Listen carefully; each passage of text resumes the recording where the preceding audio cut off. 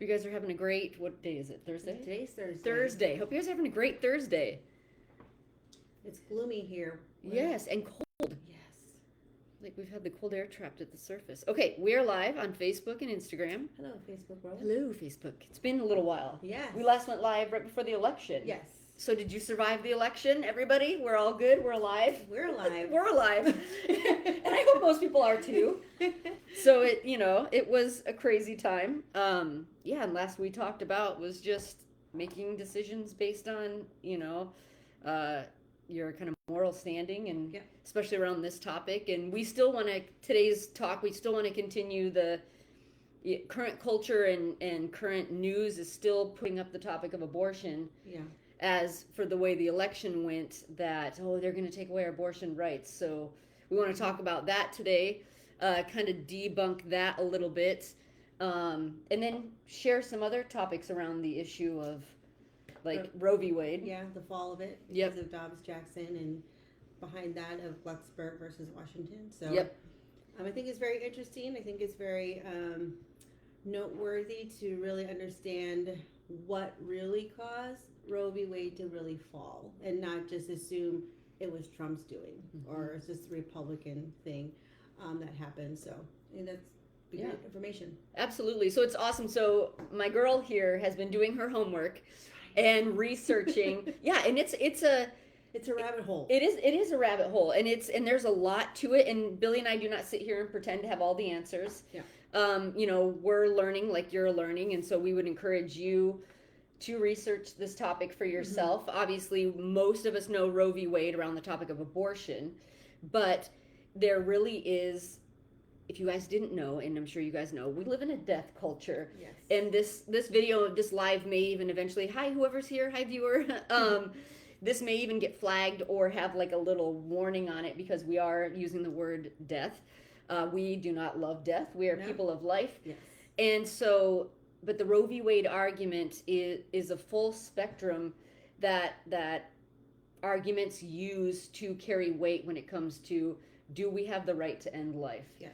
And so Billy has been so awesome. We've gotten together, done some like homework sessions.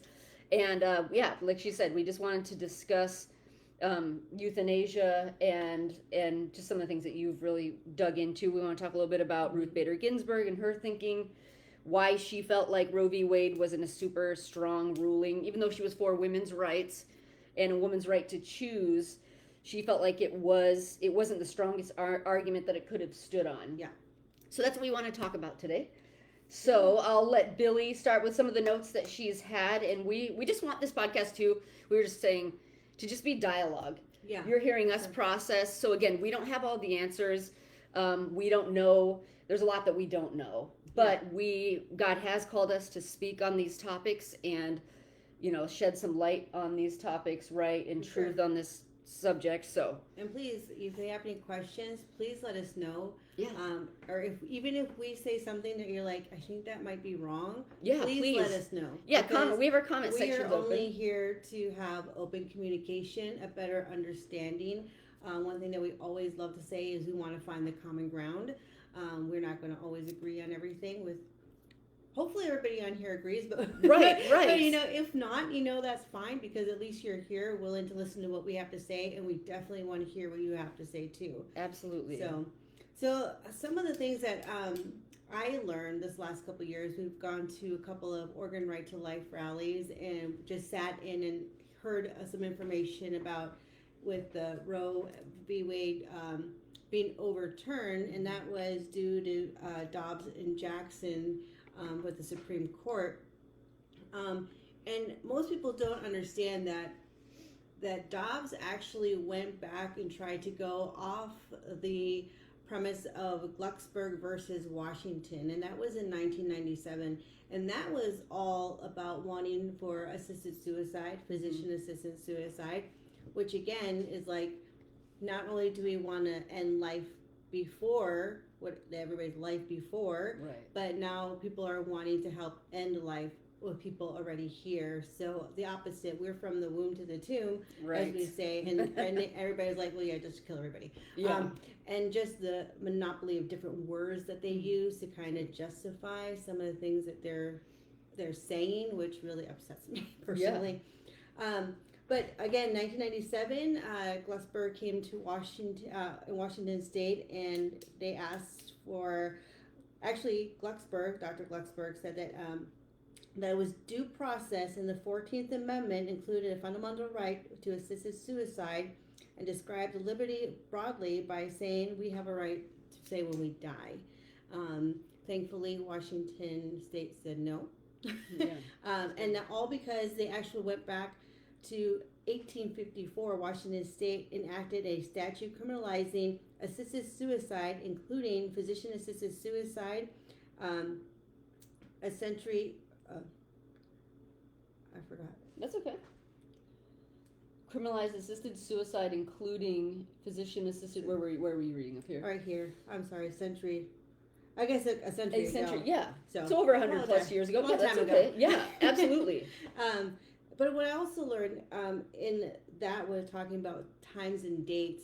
The reason why Roe v. Wade really fell with Dobbs and Jackson is because they actually had to really go back and see where the Constitution really lies. Mm-hmm. What had they done over 200 years ago? What was already deep rooted? They won't change any breaking new laws without going back and say, hey, what has our ancestors said? Yeah. What does our Constitution say?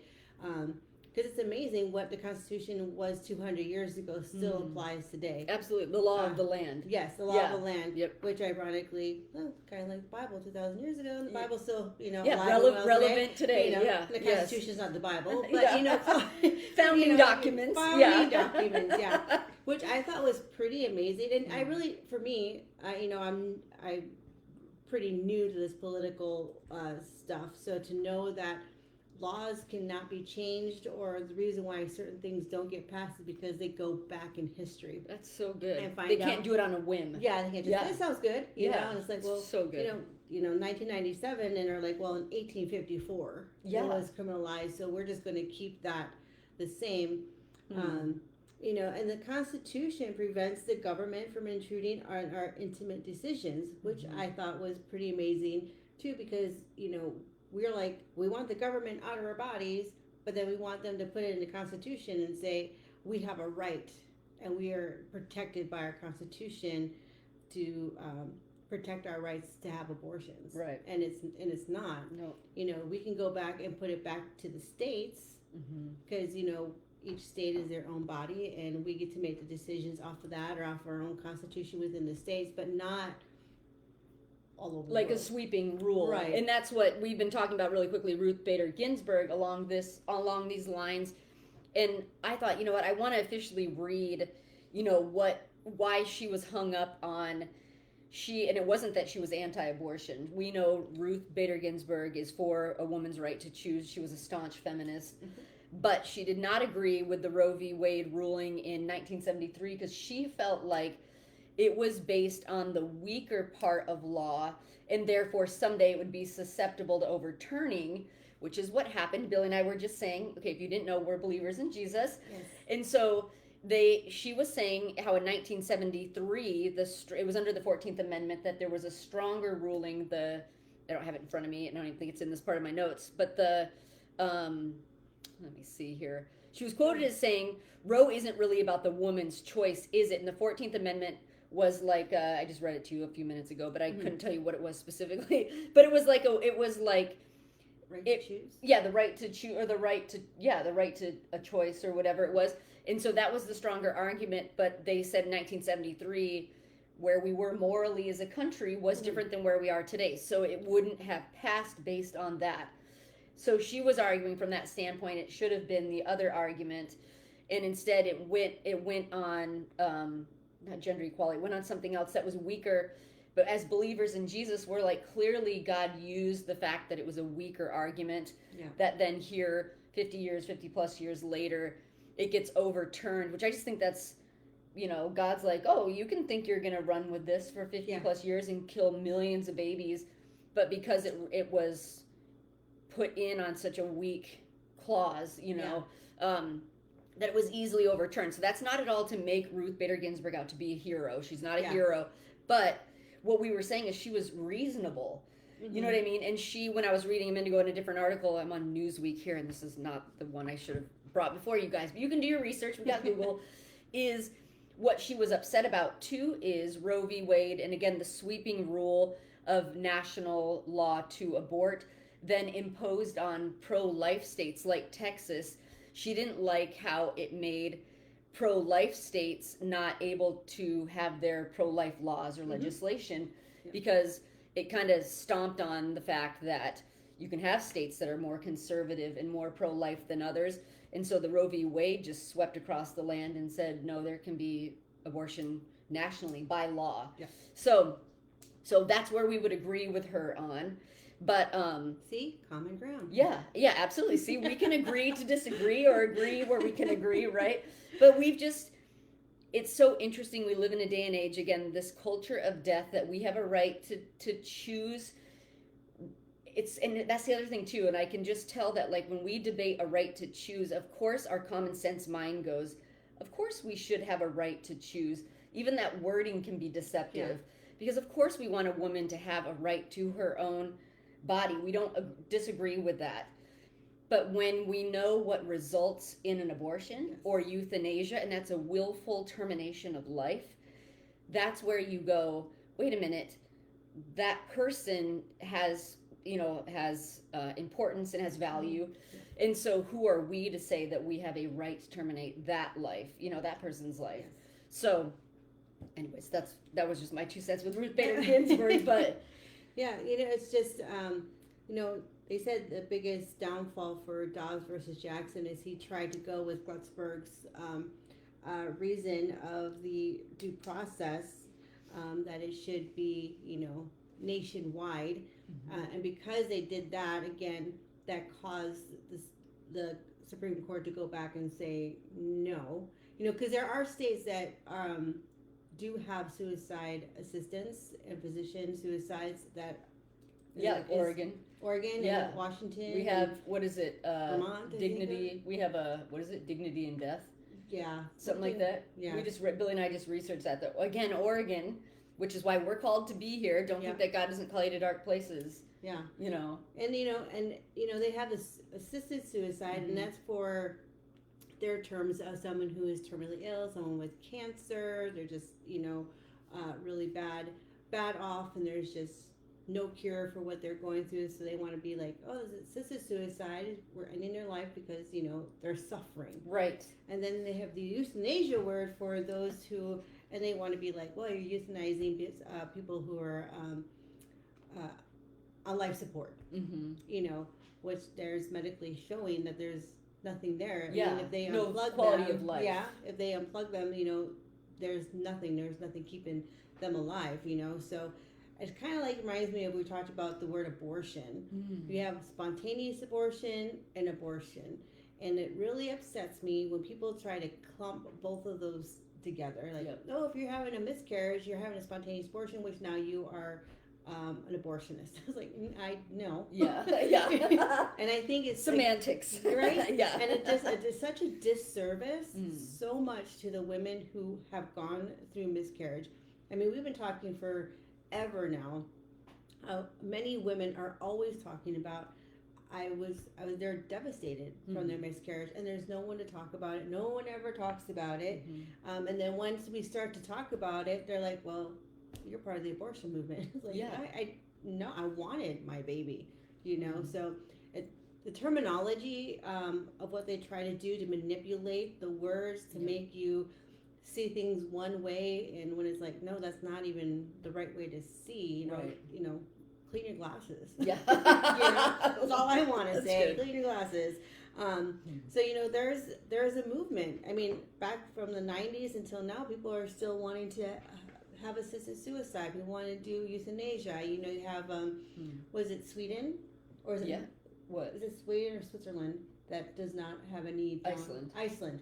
Which is where I want to travel. It's like the one big negative, Iceland. Right? But yeah, but if any of the women are tested and the babies with Down syndrome, they have abortions. So it's like they have such a small part of the population is anything like that because they do genetic testing. Yeah. So, and it's just devastating. And there's other countries like the Netherlands, you can, if a 12-year-old kid is depressed and wants to end their life, they can do that. Yeah. You know, and I know other states like, you know, Oregon and stuff, they're speeding up the process. Kind of like this whole transgender thing. You meet one, you go to one doctor's appointment, like, oh, there you go, you need to be transitioned. Same thing with the assisted suicide. There's not a waiting period. There's no, like, hey, let's really talk about this. Yeah. You know, give yourself some time. And there's in Canada too, where if there is a mentally ill person and someone's taking care of them and they're not very communicative at all, they can just say, well, I know they're suffering, so I think we should let them go. And up there it's called MAID, medical aid in dying or something like that, right? Yeah. MAID. Yeah, so I mean it's sad to get to the point where a caregiver, family member is just like, I can't do this no more. Yeah. Or then they can't afford to put them in a facility. They don't know what to do with them. So they're just like, well, they're suffering. Yep. So we should just, you know, end their life. Even without any consent from that person. You know, all of a sudden that person, now they don't have a right. Yep. Like these babies that don't have a right. Yep. So it gets over into a scary area because, as we all know, again, there's this compassion that they think this is compassionate, right? Yeah. And yet, how far do we go that then, like you just said, someone makes a decision for someone, and then who says, it makes me think of the founding of abortion was for the undesirables, right? Yeah. Who are we to define who has value, right? Or who's undesirable? So if you want to go super extreme with government stuff, who says the government can't eradicate a people group? We're getting back into Nazism. We're getting back into Hitler-esque. Now this video is going to be flagged for all the words, but you know what I mean. And there was something you said a second ago. The kind of like we were saying semantics jokingly, but they do use this terminology and twist it to then argue to have these instances as a right. And we saw your comment, Teresa. I'll read that just a second. We've both had a DNC. No. So I've had a DNC. And you hear that in the news today. We hear that even post-election, that whether it's President Trump or the government wants to take away our right to an abortion. And so they're arguing from the standpoint of, if you have to have a life-saving procedure, like a DNC, that you have to have abortion to be legal to have a DNC. And that's not true. But we know that the DNC procedure is done, and it can be done in an abortion, but it's also done in life-saving manners. And that was my experience. So, you know, when my twins were born and I ended up having a complication, I ended up hemorrhaging and had an infection. And so I had to go back into the hospital for a week and be monitored. And to get the hemorrhage to stop, they had to perform a DNC. I had it twice. They said if they had to do it a third time, I was going to have a hysterectomy, like to save my life. So I needed that procedure to save my life. And so I had not had an abortion. My twins were born. I had an infection. So they had to perform a DNC twice to save my life. It was not an abortion law that made that DNC legal. A DNC in and of itself is a procedure that can save a woman, you know, from a hemorrhage, from different complications. Even though it's part of an abortion process, doesn't mean you have to have abortion be legal for someone like me to have it in a life-saving procedure. And so there's these nuances. There's, again, jokingly, we say semantics, like, you know, it's just meant to be used in a manipulative way. And it's not true. Like, if you're in a state and abortion is banned, you can still have a DNC if you have a hemorrhage like me. Or if you're miscarrying, and you need to have them go in and make sure everything's miscarried. You know, I know this is a difficult subject, so I apologize. We should put like a little, like, we will talk about difficult, but we've experienced miscarriage and infant loss, and rape, and faced abortion. So this is a channel with difficult topics, but we're just passionate about how we get mad when we see all the twisting in the news and in the media and in politics, and it's just like, let women talk about it who have been through it. You know what I mean? And I really quickly, I wanted to see what you read here, Teresa. She said, it truly makes me upset when people manipulate these wordings. as well. Sorry, comment keeps bouncing around. Removing an ectopic pregnancy or a woman who has a spontaneous abortion, miscarriage, is perfectly legal in all 50 states. Exactly. Yes. But people are lying about this now, confusing people. Exactly. She Yes. said euthanasia, hard topics. Yeah.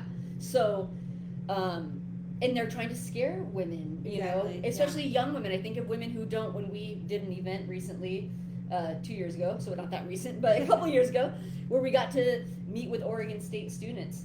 And we had a booth at like incoming student orientation or whatever. Yeah. And we were able to share with men and women that we're here. We're in the Willamette Valley, and we want to help pregnant moms if they're students, so they can continue to go to school and choose to have their baby. And so these young people don't even know all their options. They Yeah. just hear abortion, you know. And so we were 100% of the students were on board. We had a few, you know, who tried to get us in gotcha questions, but they were so supportive, Yeah. you know, because we were here to help them. But anyways, but I think of all the young people who don't even know, they're hearing, I have to have the right to a DNC, or I have to have a right to these things, because what if I miscarry? What if I, like you said, ectopic pregnancy, Teresa, you know, the procedure to remove part of the fallopian tube due to an ectopic pregnancy is not a willful, you know, medical or, you know, removing body parts abortion. You know what I mean? Yeah. It's a totally different thing, and so there's so much. The reason why there's misinformation is because you're never given all the information. Correct. So that's what we want to do. Yeah, exactly. You made a point there, and I just went right over About my the head. DNC and terminology and lies and twisting and Yeah, I mean, just ectopic just pregnancy. watching like Oregon things State on students. Facebook or Instagram or TikTok, and these moms are like, my daughter has less rights than I did, you know, Yes. and now I have to get my daughter a IUD who's at childbearing age, and I'm like, why don't you just talk to your kid? If you Yeah. play with fire, you're gonna get burned, That's right? good. And you know, why don't you give her all of her options? Why don't you say, hey, you know what? I love you so much that I would love for you to wait until you find the one, someone Yeah. that loves you, is gonna be committed to you. I mean, you know, this is not the 50s where, you know, when you're 16 and you marry your high school sweetheart, Yeah. right? Not in the world where it's like everybody's like, just do it, you know? Yeah. So, It's good. it's just disheartening to see the morality level of this world. Yeah. We know it's in the tank already, but to hear moms verbally say these things, it kills me. Yeah. You know, my daughter had a baby out of wedlock, but you know, she kept him, Yeah. and he's the most.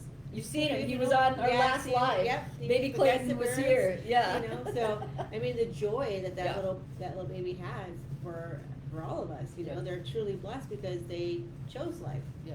And you know, having an abortion is an easy way out when you don't want to deal with the consequences. Yep, 100%. And the other thing that we don't hear, and I know we've talked about this a little bit here on lives, that you don't even get the full, how there's complication and there's risk, you know, in an abortion. Mhm. And so, you know, where you could, you know, have scarring and become sterile and, or hemorrhage and die. And we're not here to like scare people the other way either. Yeah. But we want women to know, and guys, but women who have babies, you know, to know that you're not told the whole story if you were to go to a Planned Parenthood or speak to your doctor who's pro-abortion, because there are risks to, a baby isn't meant to be torn from the womb or even medicinally expelled. Yeah. You know what I mean? And so we talk about, you've heard us talk about here, we believe in adoption, you know, having the baby till they can reach the stage of viability, you know what I mean? And then delivering the baby, because there's so many people who want to have children who can't.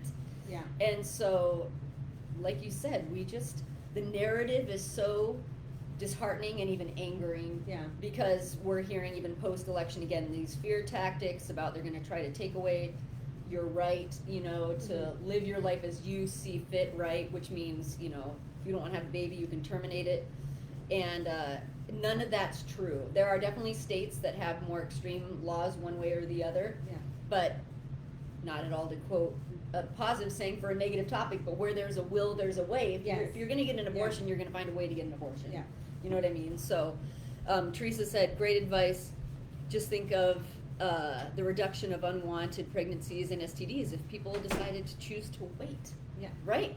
And I know that's so old school. It's not. It's really not actually. Yeah. Like, just talk to your kids, your teenagers, your young adults about how, that it, number one, it's more meaningful, it's more safe with, like you said, STDs. Yeah. Come on now. You know what I mean? Like, don't go being loosey-goosey with anyone. You know what I mean? Like, be picky. But more than that, and have those conversations that if you're going to make those decisions, it can lead to pregnancy. Mm-hmm. And the only surefire way is to not be having sex, right? Yeah.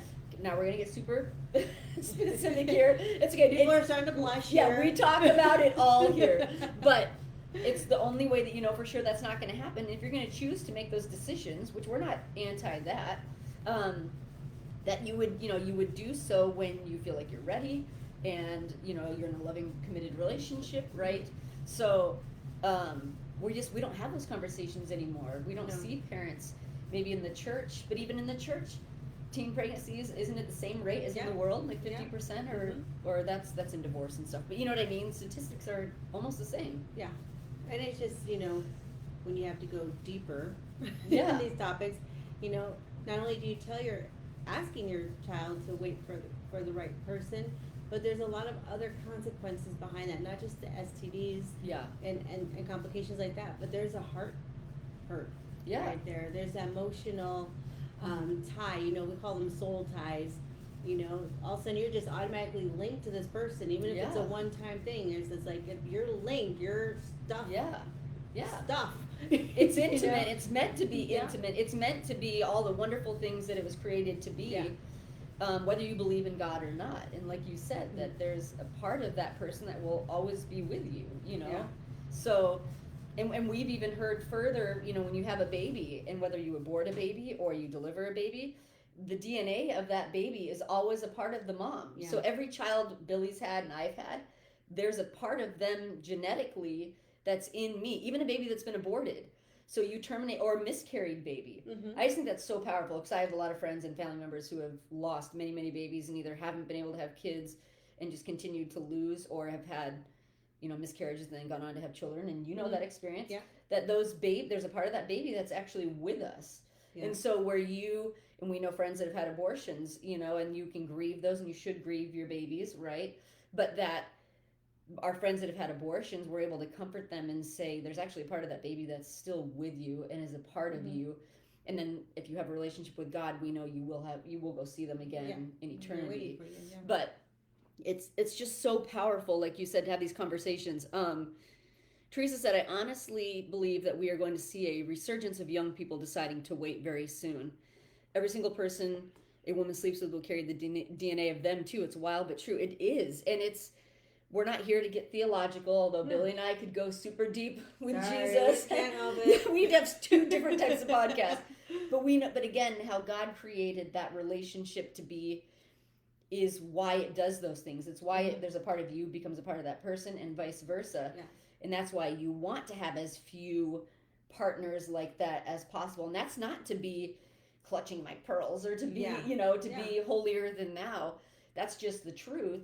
And so God intended for you to find one main person, you know what I mean? And if that's not your case, there's no judgment here. Yeah. But understand what's happening, what's exchanged in those interactions, and that life can be brought about because of that. And so this is so much more than just a right to choose. Yeah. It's many lives in the balance. Men and women coming together, producing a life, and then that baby.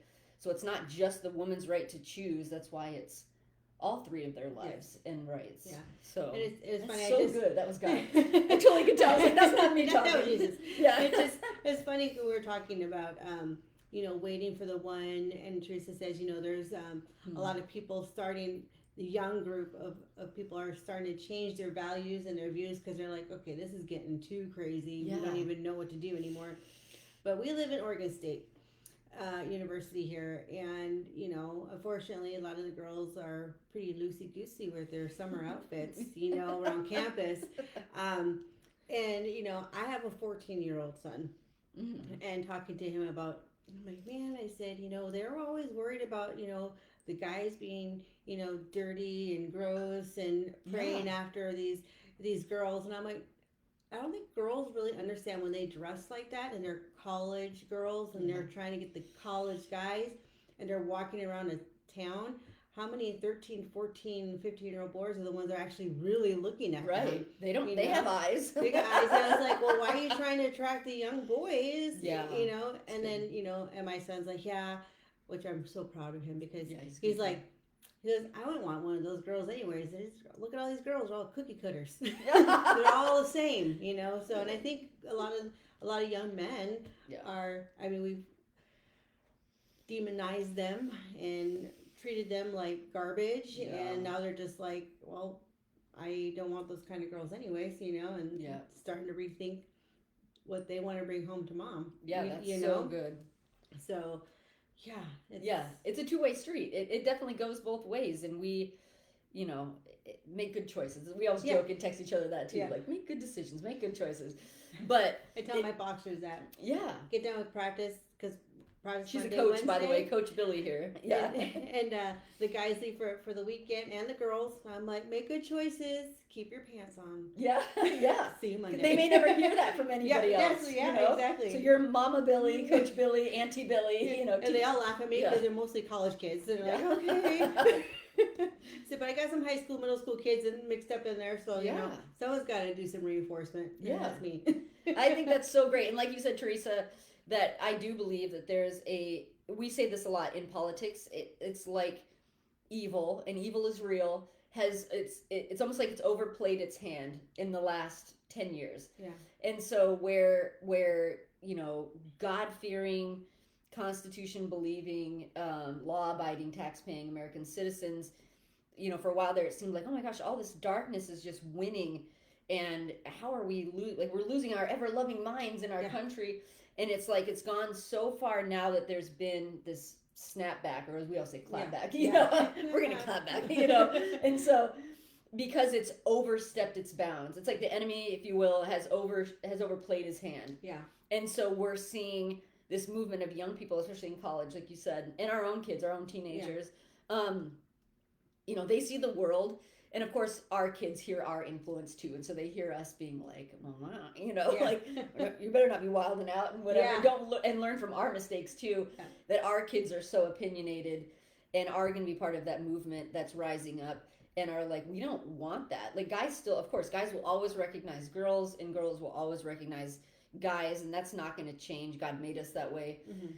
But I believe there's going to be, like Teresa said, and we were saying, that there's a group of young people who are just over that. Yeah. And they're over that with the church. They're over that, you know, they're ready for the real body of Christ to rise up. They're ready for Jesus to be who they are hoping he is to be, and he is, as we know, you know. And that's a whole nother topic. But even in movements like Fighting for Life, that we're done disregarding life, and those who culture may say, you know, aren't desirable, whether you're Down syndrome, whether your baby has a genetic abnormality of any kind, you know, or you're elderly, that there's value in the elderly. There's value in... There's wisdom there that we forget, you know, or we disregard. It's like, oh, they're not hip or cool, you know. But there's so much wisdom. And we just really take that for granted. And just to be like one day, like, well, you know, you're 70. I really want to take care of you. Put you out to pasture. Yeah. I'm just kidding, but you know. Yeah, moms, don't hear that. No. Elderly. Like, you know how they say, like, you know, like, oh, I'm just of no use anymore. And it's like, that's not true at all. Like you said, womb to tomb, life has value. And we've talked about that even, because of course, yes, we're pro-life and we are pro-faith. And we see the intrinsic value that life has. You can't put a price on life, whether it's an unborn baby or an elderly person. But I lost my train of thought because I saw in my mind the word intrinsic, and it's like I focused on that. What was I saying there? All life has value, from the womb to the tomb, and which is just where the culture is. The culture, you know, has pushed back against that and said that, you know, what's the value in life, so we can just end it. But that's not the point I was making. It'll come to me. Anyways, you can talk now. But the one thing I do want to emphasize, because what we've always emphasized too, yes, we're pro-life. Yes, we're going to do what we can on our part to, you know, end abortion. Yeah. but we also want to let you know if you've had an abortion, you're still loved. We care about you because we know there are many women out there that have been through an abortion and have suffered greatly. And not just from friends we've known or anything like that, but you hear it on TikTok, you hear it all over all over the place, especially now with this Plan B really blowing up. But we love you. And we honestly, we're not judging you because we know the world has lied to you, to telling you that this is okay. And we're here for you. Yeah. So, reach out to the Glorify Project, send us a message. If you need to have a conversation, we're here. And not just for those who've had an abortion, whatever area in your life dealing with pregnancies, miscarriage, infant loss, unable to have children, raped and had a child, all those topics, we're here for you. And we just want to support you however we can. Absolutely. And so we're getting back into the swing of doing this once a week. I know we'd taken a break since the election.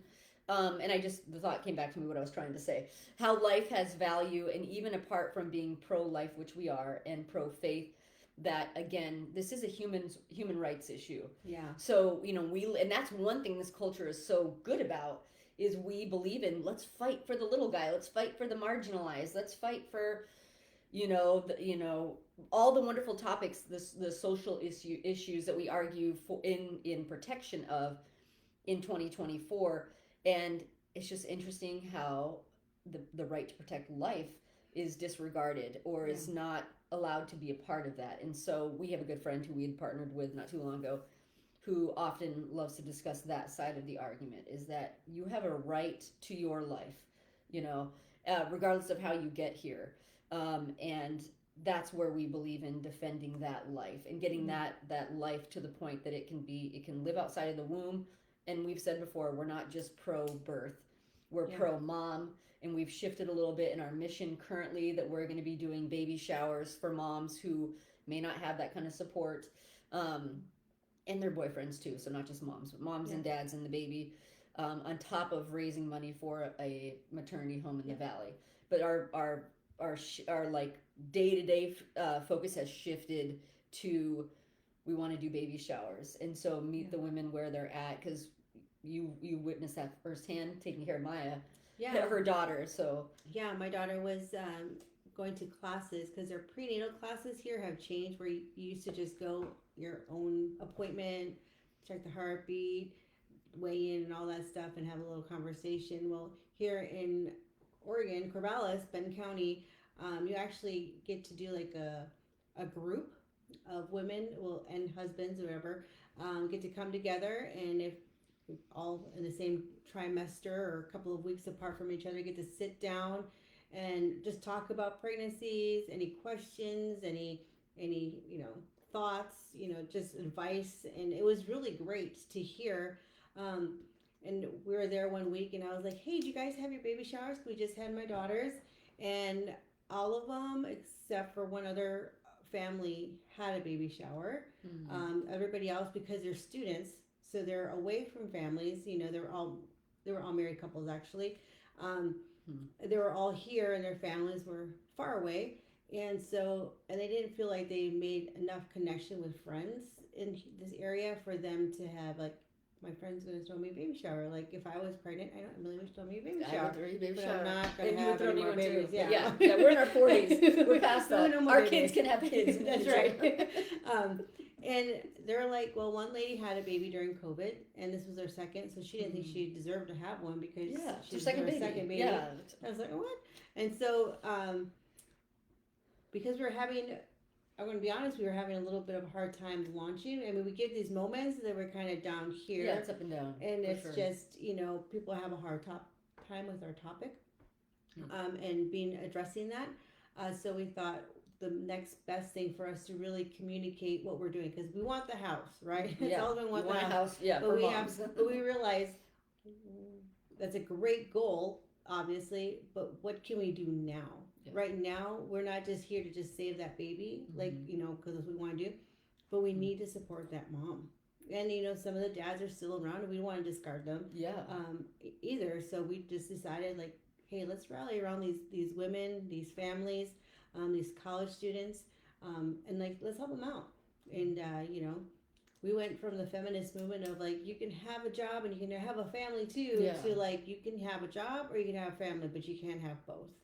And I think that's one thing that hit those college kids so much. Yeah. They were like, that mom can live there Yeah. and still go to school. Yeah. It's like, well, yeah, because you can have it all. Yeah. You can have your cake and eat it too. Right?